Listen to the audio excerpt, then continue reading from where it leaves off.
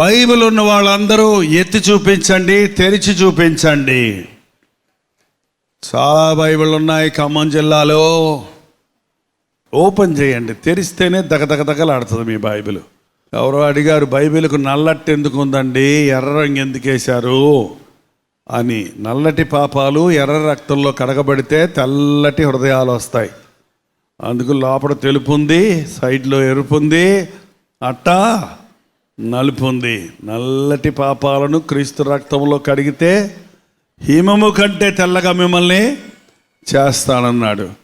పఠింప శ్రేష్ఠ గ్రంథం బైబిలు, పఠింప శ్రేష్ఠ గ్రంథం బైబిలు, అనుదినంబు చదువుడి, నెనరుతోడ చదువుడి, ఓ పఠింప శ్రేష్ఠ గ్రంథం బైబిలు. దేనికి శ్రేష్టమైంది? చదవటానికి కాదు. దేనికి?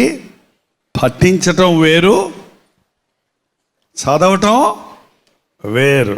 పఠించటం అంటే అర్థమయ్యే వరకు చదవటం, ధ్యానించటం అంటే మనసులో ఉంచుకొని ఆ సారం దిగేదాకా వాక్యాన్ని ధ్యానించటం. అప్పుడు అతడు చేయనదంతయు సఫలమగును. మన జీవితాలు సఫలం అవ్వాలంటే ఆయన వాక్యాన్ని మనం పఠించాలి, ధ్యానించాలి, అనుసరించాలి.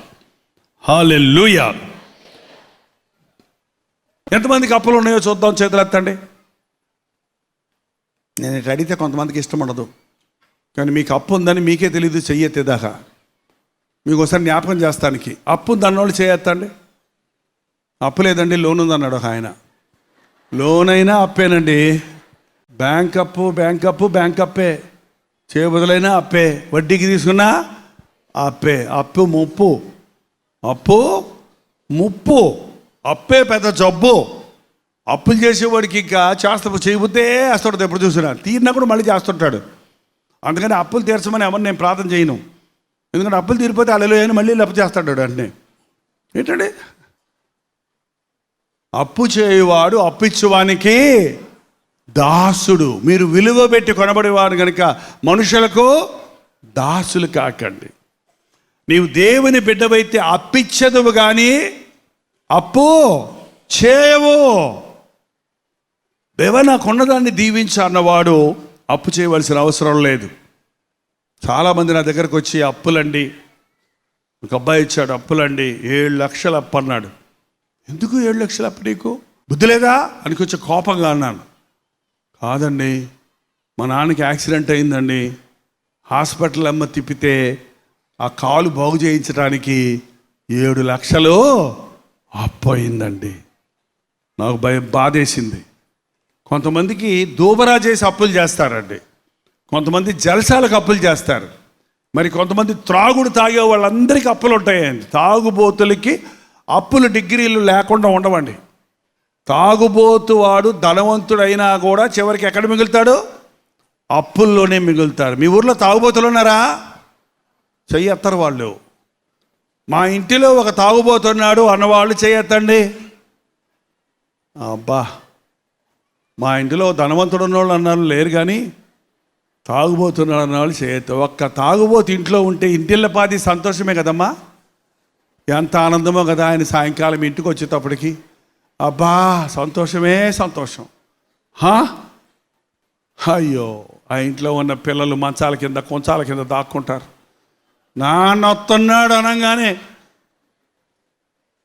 ఎవరిని కొడతాడో తెలియదు, ఏది తిడతాడో తెలియదు, ఏది పగల కొడతాడో తెలియదని ఎక్కడోళ్ళు అక్కడ దాక్కుంటారు. సాధారణంగా నాన్న వస్తారంటే డాడీ అని ముందెళ్ళి ఎత్తుకోమని ఎగిరేవాళ్ళు ఇంతకుముందు పిల్లలు. కానీ తాగుబోతోళ్ళు పిల్లలు డాడీ అంటారా? ఎందుకు వచ్చారో. త్రాగుడు మానండి. మానటానికి చేత కాకపోతే మాన్పించగలిగిన ప్రభు దగ్గరికి రండి. నేనేం తాగుబోతోళ్ళని ఏమంటం లేదండి. నేను చాలామంది తాగుబోతోళ్ళ దగ్గర సేవ చేశాను. నేను తాగలా. వాళ్ళంటే చాలా ఇష్టం, వాళ్ళ మీద చేతులు వేసి ప్రార్థన చేస్తాను, వాళ్ళని దగ్గరకు తీసుకుంటాను. కానీ వాళ్ళతో ఎప్పుడు కూడా తాగినప్పుడు మాట్లాడినాం. వాళ్ళు తాగున్నప్పుడు మాట్లాడితే మనం తన్నులు తింటాం. వాళ్ళతో ఎప్పుడు మాట్లాడాలంటే ఆ మత్తు దిగిపోయినప్పుడు మాట్లాడండి. మీ మాటలు జాగ్రత్తగా వింటారు. తాగకుండా ఉన్న వాడి దగ్గరికి వెళ్ళి, ఎందుకయ్యా తాగుతున్నావు, నీ ఆరోగ్యం పాడు చేసుకుంటున్నావు, భార్య బిడ్డలను ఏడిపిస్తున్నావు, ఏంటయ్యా అంటే ఏమంటాడు తెలుసా? తలకాయ ఎత్తడం కూడా ఎత్తడు.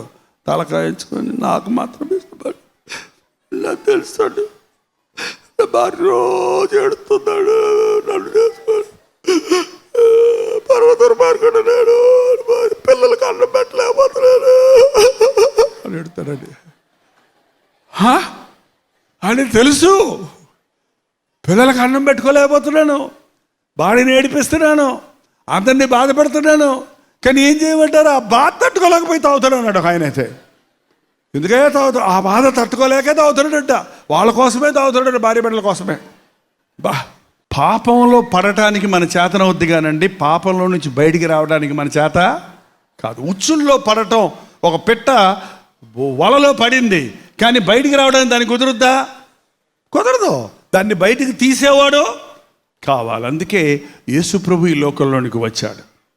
పై నుండి వచ్చిన వాడు పాపాల్లో నుండి మనల్ని విడిపించడానికి కేక వేస్తే చాలు, మొరపెడితే చాలు, పాపినయ్యా అంటే చాలు, చేయి చాపి నీ ఊబిలో నుండి నిన్ను బయటికి లాగుతాడు.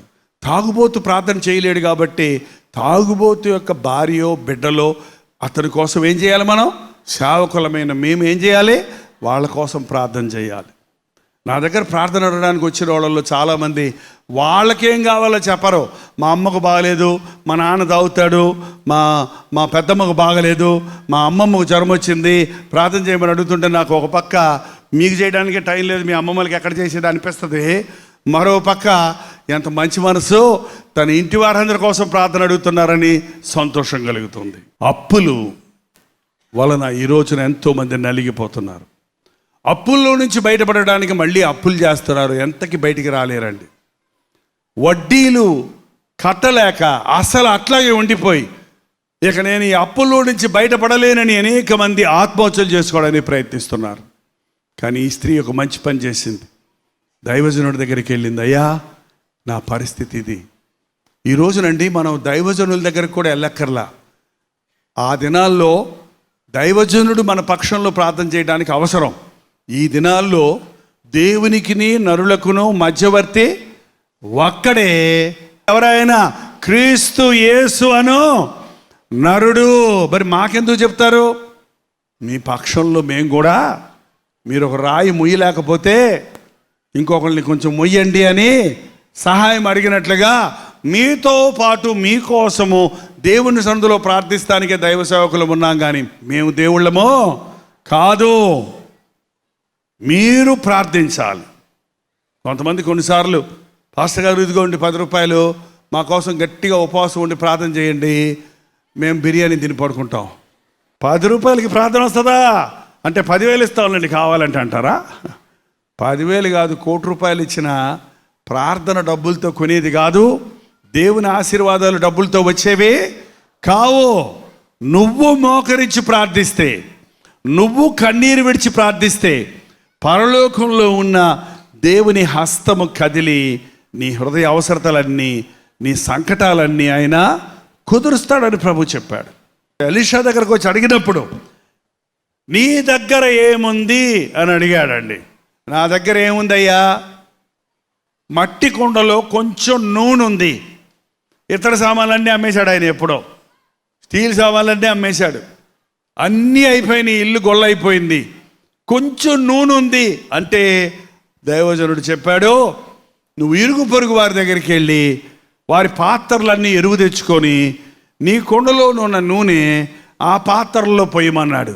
మీకేమైనా అర్థమైందా? ఏమర్థమైంది? ఎంత ఉంది కుండలో నూనె? అంత ఉంది. ఏం చేయమన్నాడు ఆయన? ఇరుగు పొరుగు వారిళ్లలో ఉన్న పాత్రలన్నీ తెచ్చి, అండాలు, గంగాళాలు, బిందెలు, ఏంటంటే బకెట్లు తెచ్చి నీకున్న నూనె అన్నిట్లో పోయమంటున్నాడు. అర్థమైందా? మీరైతే ఏం చెప్తారట? అయ్యగారికి పిచ్చి పట్టినట్టుంది, మా అయ్యగారికి ఏదో పిచ్చి పట్టింది, నాకున్నదే కొంచెం అంటే ఊర్లో ఉన్న పాత్రలన్నింటిలో పై మంటదేంటి? అన్నదామే అనలేదు. నమ్ముట నీ వల్ల అయితే నమ్ము వారికి సమస్తము సాధ్యము. దేవునిని నమ్మిన వారికి ఏ మేలు కొదువ ఉండదు. యేసు ప్రభు ఒక పెళ్ళికి వెళ్ళాడు.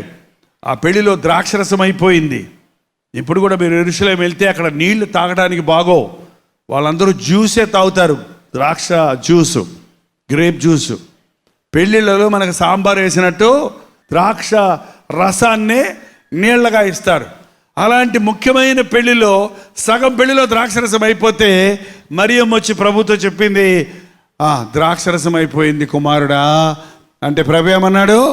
అమ్మా, నాతో నీకేమి, నా సమయం ఇంకా రాలేదు అంటే ఆమె కోపగించుకొని చెప్పిన మాట ఏమంటే, ఏంట్రా సమయం రాలేదు అందా? అనలేదండి. సేవకులకు చెప్పింది, ఆయన మీతో చెప్పినట్టు చెయ్యండి. నా దగ్గరికి ఒక పాస్టర్ గారిని కదా, చాలామంది నా దగ్గరికి వచ్చి చేయమంటారా, అది చేయమంటారా, ఈ ఇల్లు కొనుక్కోమంటారా, ఈ పెళ్లి చేసుకోమంటారా, ఈ అప్పు తీసుకోమంటారా, ఏంటంటో అడుగుతుంటే నేను ఒకటే మాట చెప్తాను వాళ్ళకి, దేవుడు చెప్పినట్టు చెయ్యండి. నేను చెప్పినట్టు కాదు, నువ్వు అనుకున్నట్టు కాదు. ఎవరు చెప్పినట్టు చేయాలి? దేవుడు చెప్పినట్టు చెయ్యండి. అప్పుడు బాధపడాల్సిన అవసరమే, అప్పుడు నష్టమే. ఆయన చిత్తము ఉత్తమం. యేసుప్రభు చెప్పాడు, నీళ్లు తీసుకొచ్చి ఈ 7 రాతి బాణలు నింపమన్నాడు. అరే, తాగడానికి నీ కాళ్ళు చేతులు కడుక్కునే నీళ్లు తీసుకొచ్చి తాగే బాణంలో నింపమంటే మీకేమైనా అర్థమైందా? చేస్తారా పని? కానీ వాళ్ళు ఏం చేశారు? అట్టగే చేశారు. ఇప్పుడు ముంచి విందు యజమాని దగ్గర తీసుకెళ్ళమన్నాడు. పోసింది వాళ్లే నీళ్ళు. ముంచి తీసేటప్పటికి ఏమైంది? అది ద్రాక్షరసమైంది. జబ్బు లేని మంచి ద్రాక్ష. అది దేవుడు చేసే అద్భుతాలు. ఆయన చెప్పినట్టు మనం చేస్తే మన బ్రతుకులో ఎన్నో అద్భుతాలను మనం చూడగలుగుతాం. దైవజనుడు చెప్పినట్టు ఆమె వెళ్ళింది, ఇరుగు పొరుగు వారి దగ్గర పాత్రలు తీసుకుంది, 2 కుమారుల్ని పిలుచుకుంది. ఒకడు ఖాళీ పాత్ర పెడుతున్నాడు, ఇంకొకడు నిండిన పాత్ర తీస్తున్నాడు. మొత్తం ఊర్లో ఉన్న పాత్రలన్నీ నిండే వరకు ఇంటి నిండా పాత్రలు పెట్టి నూనె నింపేశారు. ఒక అద్భుతం అక్కడ జరిగింది. తలుపేసుకొని 2 కుమారులతో చేరి దేవుడు చెప్పినట్టు చేసింది. మీరు కూడా నేర్చుకోండి. మీ బిడ్డలు మీ మాట వింటారా? మీ బిడ్డలు మీ మాట వింటారా? నిజం చెప్పండి. మాట వింటం లేదని నా దగ్గర ప్రార్థనకు వస్తారండి చాలామంది. ఎంతమంది కాలేజీ వాళ్ళు కాదు, యూకేజీ చదివే అబ్బాయి మాట వింటం లేదంటారు. తిరుగుబాటు చేయటం మానవ స్వభావం. స్వాభావికంగా బాలుడు మనసులో నుండి మూఢత్వము వస్తుంది. మనం బిడ్డల్ని దేవుని భయభక్తుల్లో పెంచాలి. బెత్తం వాడని వాడు తన కుమారునికి విరోధి. మీ బిడ్డలు బాలుడు నడవలసిన త్రోవ వాడికి నేర్పించు. పెద్దవాడైనప్పుడు వాడు దాంట్లో నుండి తొలగిపోడు. మీ పిల్లల్ని సండే స్కూల్కి పంపిస్తున్నారా? మీ చర్చిలో సండే స్కూల్ ఉందా? సండే స్కూల్కి పంపించండి. కుటుంబ ప్రార్థనలో కూర్చోబెట్టుకోండి. అమ్మతో నాన్నతో బిడ్డలు కలిసి పని చేసేటట్టు చూడండి. ఆ తల్లి బిడ్డలను దైవభక్తిలో పెంచింది కాబట్టి అమ్మ చెప్పిన పనిని వాళ్ళకి అర్థం కాకపోయినా చేశారు కాబట్టి అద్భుతాన్ని చూశారు. వెంటనే అమ్మేసుకుందా? ఆమె గబగబా మళ్ళీ దైవజనుడి దగ్గరికి వెళ్ళి, అయ్యా నువ్వు చెప్పినట్టే చేశాను అంటే ఏమన్నాడు ఆయన? అమ్మ, వాటిని అమ్మి నీ అప్పులు తీర్చుకో, మిగిలిన దానితో నీ జీవనోపాధి చూసుకో.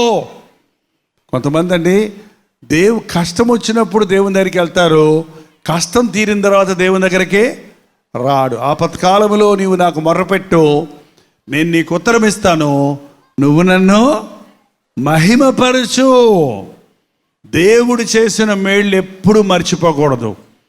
దేవుడు నాకు మేలు చేశారన్న వాళ్ళు మాత్రం చెయ్యెత్తి హల్లెలూయా చెప్పండి. ఎందుకు హల్లెలూయా చెప్పారు? ఏం మేలు చేశాడు చెప్పండి? ఆయుష్ కలిగి ఉన్నామంటే, ఇప్పుడు సజీవులుగా ఉన్నామంటే దేవుడు చేసిన మేలే. అందులో నా ప్రాణమా యెహోవాను సన్నతించు, ఆయన చేసిన ఉపకారములలో దేనిని మర్చిపోవద్దు. మనం నిన్న చేసిన మేలు చెప్తుంటాం.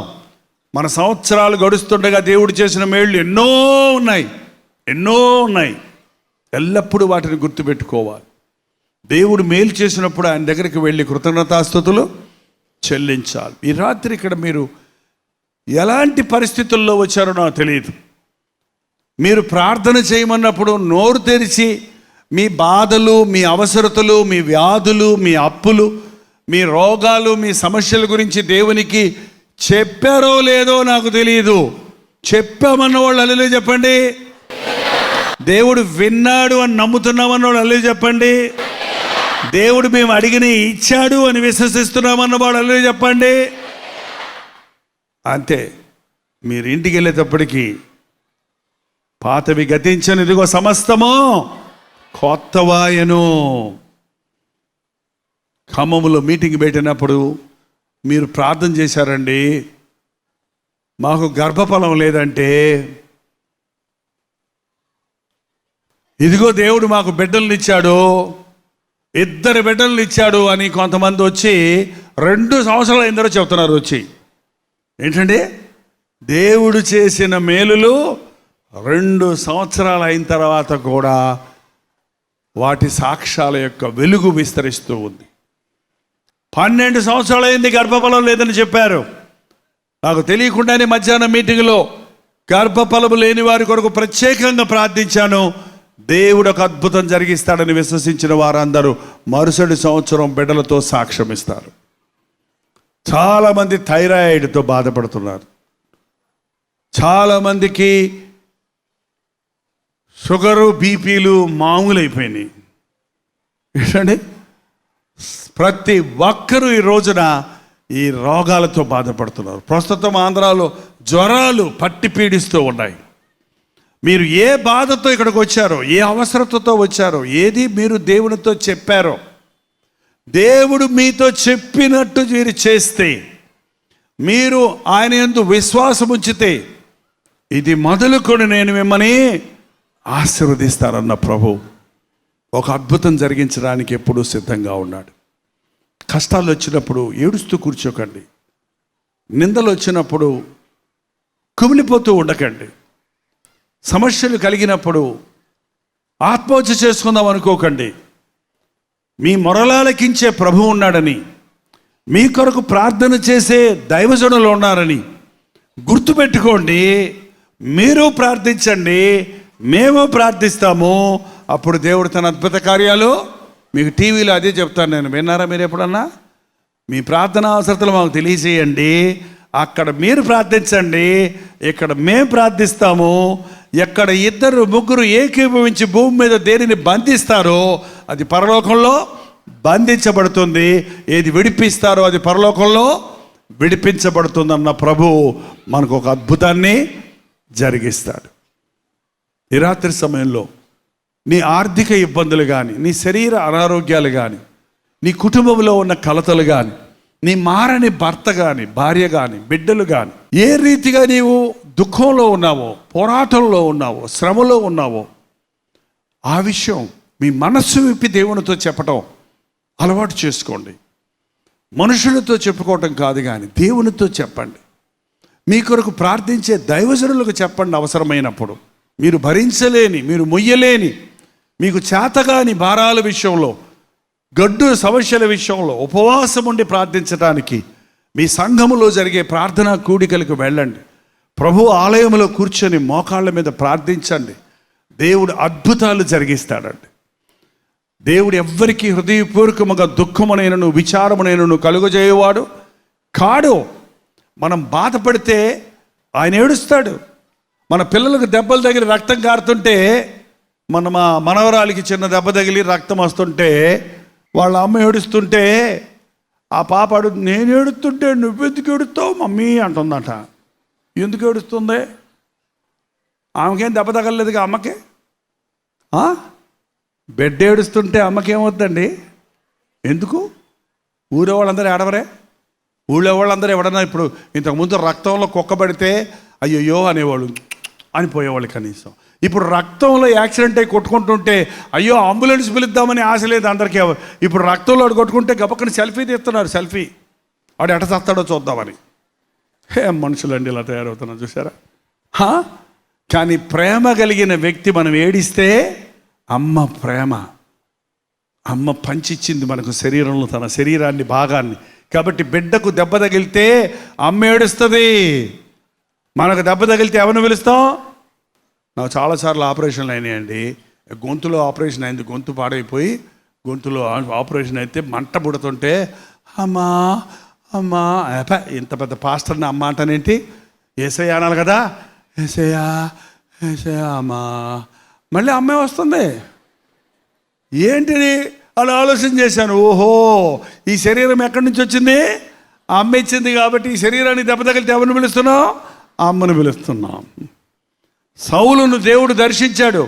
గుర్రం మీద వెళ్తున్న సౌలుకు దేవుడు దర్శనం ఇస్తే దెబ్బకు కింద పడి అమ్మ అన్నాడా? ఏమన్నాడు? ప్రభువా అన్నాడు. ఎక్కడ తగిలింది దెబ్బ? శరీరానికి కాదు దెబ్బ తగిలింది. ఎక్కడ తగిలింది? గుండెకు తగిలింది. గుండెకు తగలంగానే ఎవరిని పిలుస్తున్నాడు? దేవుణ్ణి పిలుస్తున్నాడు. మన యేసయ్య మనకు తన గుండెను చించి తన ప్రేమను పంచాడు. సెలువులో ఆయన గుండె బద్దలైపోయిందటండి. ఆ రక్తము నీళ్లు కలిసింది, డొక్కలో పొడిచినప్పుడు కారణం ఆయన గుండె పగిలిపోయింది. అంతగా మన కొరకు రోధించాడు, అంతగా మన పాపాలను భరించాడు. ఆయన నువ్వు ఏడిస్తే ఆయన ఏడుస్తాడు, నువ్వు ఆనందిస్తే ఆయన ఆనందిస్తాడు. నువ్వు శ్రమలో ఉండటం దేవునికి ఇష్టం లేదు, నువ్వు పాపాల్లో ఉండటం ఆయనకి ఇష్టం లేదు. కారణం నీ పాపాల కోసం పరిహారం చేశాడు ఆయన. నీ పాపానికి ప్రాయశ్చిత్తంగా తన ప్రాణాన్ని ఇచ్చాడు ఆయన. ఈరోజు ఎంత పాపినైనా క్షమించడానికి, ఎలాంటి సమస్యనైనా పరిష్కరించడానికి, ఎలాంటి స్థితిలో ఉన్న నిన్ను క్షమించి తన బిడ్డగా చేర్చుకోవడానికి ప్రభువు సజీవుడిగా ఉన్నాడు. హల్లెలూయా. యేసయ్యను నమ్మామన్న ప్రతి ఒక్కరూ మీ మనస్సాక్షిని జాగ్రత్తగా కాపాడుకోండి. బాధ వచ్చినప్పుడు, సమస్య వచ్చినప్పుడు, రుణ బాధలు ఉన్నప్పుడు, శరీర బాధలు ఉన్నప్పుడు, కుటుంబ సమస్యలు ఉన్నప్పుడు మోకరించి ప్రార్థించడం అభ్యాసం చేసుకోండి. నాకు మొర్రపెట్టు, నేను నీకు ఉత్తరం ఇస్తానన్నాడు దేవుడు. ఆయన సన్నిధిలో ప్రార్థిస్తే నువ్వు ఏమేమి దేవుణ్ణి ప్రార్థనలు అడిగావో అవి మీకు దొరికినవని నమ్మిన ఎడల మీకు దొరుకును అని ప్రభు చెప్పాడు. కనుక ఇప్పుడు ఇక్కడే మీరు ఏం బాధలు తెచ్చుకున్నారో అవన్నీ ఇంటికి తీసుకెళ్ళొద్దండి దయచేసి. ఎక్కడ వదిలిపెట్టాలి? మీ చింత, ఆయన మీ నిమిత్తమై చింతించుచున్నాడు కనుక మీ చింత యావత్తు ఆయన మీద వేయండి, ఆయనకు అప్పచెప్పేయండి మీ జీవితాన్ని, మీ చింతలన్నిటినీ. ప్రభువు నాకు తోడున్నాడని విశ్వాసంతో వెళ్ళండి. దేవుడు అద్భుతమైన ఆశీర్వాదాలతో కూడిన జీవితాలను మీకు ఇస్తాడు. ఇప్పుడు మనందరం లేచి నిలబడుతున్నాం. నిలబడ్డప్పుడు స్పష్టంగా, స్పెసిఫిక్గా, ప్రత్యేకంగా ఏ బాధ నీకుందో అది దేవునితో చెప్పాలి. ప్రభు తొంగి చూస్తున్నాడు ఆకాశంలో నుంచి మీ వైపే. నిన్ను బాగు చేసి పంపించాలని, నీ అప్పులు తీరేలాగా చేయాలని, నీ త్రాగుడి నుంచి నిన్ను విడిపించాలని, సమస్యలను పరిష్కరించాలని, నీ హృదయవాంఛలు తీర్చాలని ప్రభు మన మధ్య ఆత్మస్వరూపిగా నిలబడి ఉన్నాడు. ప్రతి ఒక్కరు కళ్ళు మూసుకుందాం, నోరు తెరిచి ప్రార్థన చేద్దాం. ఇది నా బాధ అయ్యా, ఇది నా సమస్య అయ్యా, నా భర్త తాగుబోతుకున్నాడయ్యా, నా బిడ్డలు తిరుగుబోటుదారులుగా ఉన్నారయ్యా, నేను పరీక్షల్లో పాస్ అవ్వలేకపోతున్నానయ్యా, నాకు జ్ఞానం కావాలయ్యా, నేను అప్పుల్లో ఉన్నానయ్యా, ఈ రుణ బాధల నుంచి విడుదల కావాలయ్యా, నాకు ఉద్యోగం లేదయ్యా, నాకు ఉద్యోగం కావాలయ్యా, నాకు గర్భఫలం లేదయ్యా, నాకు బిడ్డను దయచేయ్యా. అడగండి, అడుగుడి మీకు ఇవ్వబడును, వెదకుడి మీకు దొరుకును, తట్టుడి మీకు తెరవబడును అని చెప్పిన ప్రభు. నా నామములో మీరు ఏది అడిగినా ఇస్తారన్న ప్రభు మన మధ్య ఉన్నాడు ఈ రాత్రి. అడుగు, అడుగు, నోరు తెరిచి స్పష్టంగా అడుగు. ఇది నా బాధ, ఇది నా కష్టం, ఇది నా సమస్య, ఇది నాకు కావాలేసయ్యా. స్వరమెత్తి ప్రార్థించండి. పరిశుద్ధుడా, ప్రేమగల తండ్రి, మరొక్కసారి సాయంత్రం సమయంలో నీ నామంలో కూడి వచ్చిన బిడ్డలందరినీ చూడయ్యా. ఏ కుటుంబంలో అప్పులు ఉన్నాయో, రుణ బాధలు ఉన్నాయో ఆ కుటుంబాల్లో ఆశీర్వాదము దయచేయి. వారి కష్టార్జితాన్ని దీవించు నాయన. వివాహమైంది, 10 ఏళ్ళు అయిపోయింది, 7 ఏళ్ళు అయిపోయింది, బిడ్డలు లేరని అవమానాలు పొందుతున్నామని ఏ భార్య భర్తలు ఎక్కడ నిలబడి ఉన్నారో, ఇదిగో ఇప్పుడే ఒక నూతన కార్యం చేయించున్నానని వారితో సెలవి అయ్యా. మరుసటి సంవత్సరం చక్కటి బిడ్డతో సాక్ష్యం ఇచ్చినట్లు నీ ఆత్మను కుమ్మరించు నాయన. ప్రతి ఆర్థిక ఇబ్బంది నుంచి విడుదల చేయించున్నాము నాయన. ప్రతి కుటుంబ సమస్యల నుంచి విడుదల కలుగు చేయము తండ్రి. యవ్వనస్తులు గురి కలిగి దురభ్యాసాలకు బానిసలు కాక దేహాలను దేవాలయాలుగా కాపాడుకొని నీ కొరకు జీవించే యవ్వనస్తుల్ని సభలో నుండి లేపయ్యా. ఈ ప్రాంతాలంతా నీ సువార్త ప్రకటించబడడానికి అనేకులు నిత్య నరకము నుండి తప్పించబడి పరలోక రాజ్య వారసులవుటకు సహాయం చేయి. యేసుక్రీస్తు నామములో అడుగుచున్నాము తండ్రి. ఆమేన్, ఆమేన్, ఆమేన్.